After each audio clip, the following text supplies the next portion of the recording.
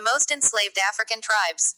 The transatlantic slave trade displaced millions of Africans from their native motherland and began a legacy of oppression for the descendants of generations to come. Across the African continent, people from different African nations and ethnic groups became both victims and agents of the trade.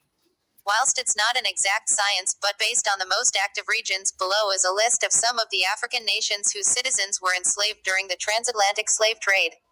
Before we begin, hit the subscribe button and ring the bell to stay updated with History Arena.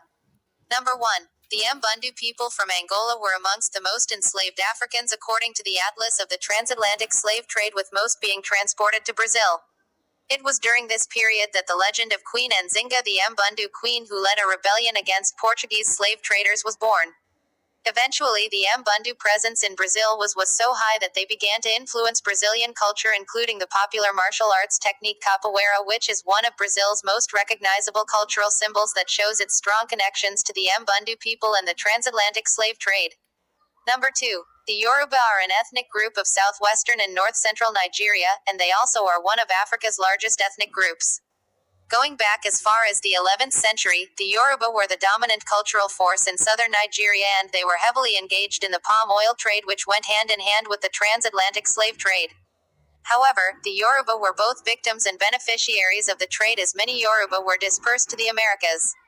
Nevertheless, the Yoruba left an indelible mark on the culture wherever they landed, as Yoruba culture became so prominent that the Yoruba Orisha cult pantheon began to be worshipped in North and South America, where it's still venerated today. Number 3. At number 3 we have the Igbo, an ethnic group native to present-day South Central and Southeastern Nigeria. The Igbo are another one of Africa's largest nations, which was also affected by the transatlantic slave trade.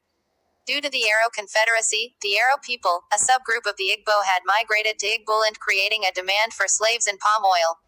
The Aro Confederacy captured and enslaved Igbos, selling them to Europeans, with many of the slaves taken from the Biafran coastline being Igbos, who accounted for approximately 13% of all slaves taken to the Americas. Number 4. The Bakongo people lived along the Atlantic coasts of Central Africa in the Democratic Republic of Congo. Just like the Mandinka in Upper West Africa, they created one of the most prominent empires in their region of Central Africa, called the Congo Empire. The Bakongo got involved in the Atlantic slave trade largely due to Portuguese intrusion, which saw the Portuguese seize citizens of the Congo Empire, enslaving them illegally on a mass scale, with the situation becoming so dire that the Bakongo king wrote a letter to the Portuguese king complaining about the slave kidnappings.